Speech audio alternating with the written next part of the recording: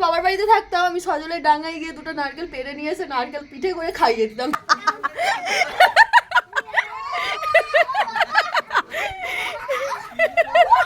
হে hello everyone, আবারও আরেকটি ঝলমালা সকাল নিয়ে তোমাদের সঙ্গে আমি হাজির হলাম। আবারও আমার আরেকটি নতুন ভিডিও তোমাদের সকলকে জানাচ্ছি স্বাগত।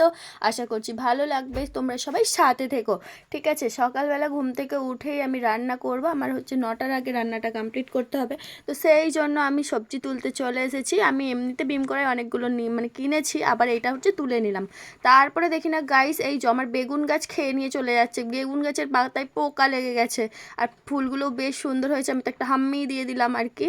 তারপরে এই বাবু সাহেবটা হচ্ছে আমার গাছগুলো খেয়ে নিচ্ছে। খাস না রে ভাই, অনেক কষ্ট করে গাছগুলোকে মানুষ করছি, তুই খেয়ে দিয়ে চলে যাস না।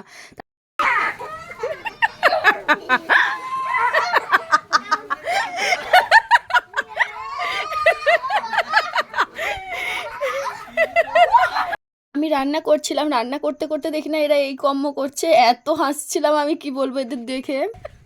টান সোনা টান, জোরে টানো সোনা টানো, সোনা টানো। হ্যাঁ দাঁড়াও, গুড্ডু টানছে এবারে। ওরা তো সবাই চড়লো, চড়ার পর ছোট সোনা বসেছে আর উঠবে না, ও বলছে টান টান।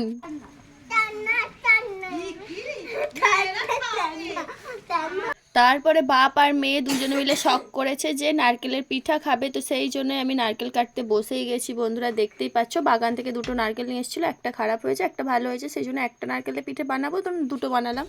তো নারকেলটা সেই জন্য কেটে নিচ্ছি। বড় সোনা আর বড় সোনার বাবার অনেক মানে ওরা খুব ভালো নারকেলের পিঠেটা খেতে ভালোবাসে, মিষ্টি তো, ওরা মিষ্টি জিনিসটা খুবই বেশি পছন্দ করে। তো সেই জন্য নারকেলটা আর কি কেটে নিচ্ছি পিঠে বানাবো বলে। কিন্তু গাইস, নারকেলটার কি অবস্থা একবার তোমরা দেখো। মানে সবে হচ্ছে যে ডাব, এখনো মানে নারকেল বসাইনি ভালো করে, ডাব হয়েছে 70 টাকা দাম, 50 টাকা দিয়ে নিয়ে আসা, কি একটা অবস্থা। মানে এর থেকে যদি আমার বাবার বাড়িতে থাকতাম, আমি সজলের ডাঙায় গিয়ে দুটো নারকেল পেড়ে নিয়ে এসে নারকেল পিঠে করে খাইয়ে দিতাম তোমায়, ঠিক আছে। তোমাদের এখানে একটা নারকেল পাওয়া যায় না, কি একটা অবস্থা। হ্যাঁ দেখো, ডাব এখনো ভালোভাবে বসাইনি, নারকেলটা কি হবে তো পিঠে। নারকেলটা কাটলাম, ওটা তো একদম ডাব পুরো নরম, একটুকু নারকেল বসেনি। আবার এই নারকেলটাকে অনেক খুঁজে খুঁজে কিনে নিয়ে এলো, কিনে নিয়ে আসার পর এই নারকেলটাও এরকম ইঁদুর জেলে টাইপের। আগের নারকেলটা তো একদম ডাব আর জল, সেটা খেয়ে নিয়েছে। আর বড় সোনার ওর বাবা বলছে পুরো বেকার লস। এদের বাড়ি চলে যেতে হয়, বড়দের বাড়ি, সবাই বাড়ি ঘিরে ফেলেছি, বড়দের বাড়িতে সব বামনদের বাড়ি, ওই চক্রবর্তী চটে পুরো দীপমাদের বাড়ি, অন্নপদের বাড়ি। একটা কাজ করতে হয় তো, তুমি তোমার বাপের বাড়ি চলে যেতে হয় নারকেল নারকেল করে হাঁটতে হাঁটতে। সত্যি কাজ এ বাবা লেগে গেছে হাতে, ছাড়ো, যার কাজ তাকে করাই ভালো। রেখে আমি করে দিচ্ছি, রাখো আমি করে দিচ্ছি। তোমরা শুনলেই তো, পুরো গ্রাম চত্বর ঘেটে ফেলেছে নারকেলের জন্য। আর এখানের অবস্থা করে দিয়ে গেছে দেখো, দুটো নারকেল কেটে ওখানটা ঢাল পুরো খারাপ করে দিয়েছে, আমাকে আবার ওগুলোকে পরিষ্কার করতে হলো। তারপরে এই যে গরম জল বসিয়ে দিয়েছি, গরম জল বসিয়ে দিয়ে হচ্ছে যে চালের গুঁড়িটা দিয়ে আমি ডোটা বানিয়ে নিচ্ছি, দেখতেই পাচ্ছ বন্ধুরা। এই যে কড়ার মধ্যে দিয়ে দিয়েছি চালের গুঁড়ি, জল, আর এত গরম গাইস, আমি এই গরম গরম মাখাতে গিয়ে আমার হাতটাই পুরো পুড়ে গিয়েছিল। আমার আবার সব জিনিসটা না মন পছন্দ হলে হয় না, ঠিক।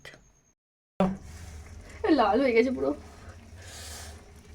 এদিকে হচ্ছে আখের গুড় দিয়ে নারকেলটা মানে ছাই মেরে নিচ্ছি, দেখতেই পাচ্ছ। বসে দিয়েছি, ভীষণ জল বেরোচ্ছিল। আর এদিকে আমার ডোটাও রেডি। আমার হাতে তাত লাগুক আর যাই লাগুক, যেই জিনিসটা যেই রকম সেই রকম না হলে আমার মনটা খুঁটখুট করেই যায় সব সময়। তারপরে এদিকে আমার নারকেলের ছাইটা মারা হয়ে গেছে, দেখতেই পাচ্ছ বন্ধুরা তোমরা। আমি তুলে নিচ্ছি, নারকেলের পিঠাগুলো সব বানিয়ে ফেলেছি। লাস্টে একটু কম পড়েছিল, দুপুরবেলার হচ্ছে বাঁধাকপির তরকারি ছিল, সেইটা দিয়ে পুর দিয়ে দিচ্ছি। এরা তরকারির পিঠে খুব একটা খেতে চায় না, সেই জন্য আর কি বানায় না, নারকেলের পিঠেটাই ভালো খায়।